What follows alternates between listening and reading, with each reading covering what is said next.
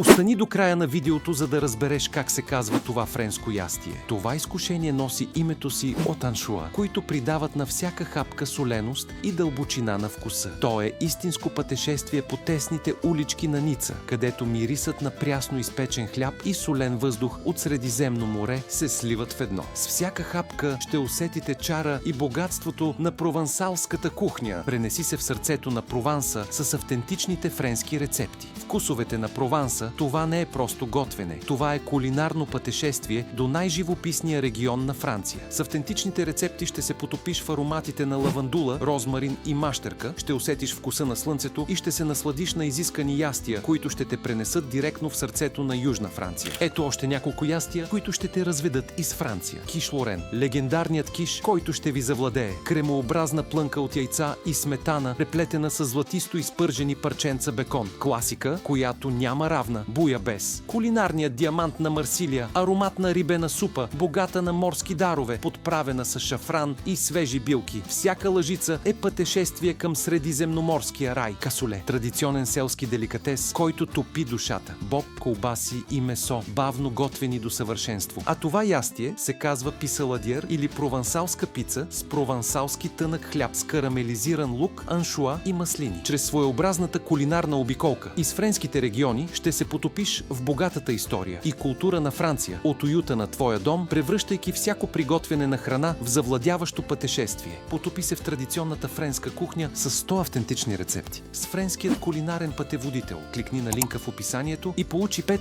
допълнителни подаръка с книгата.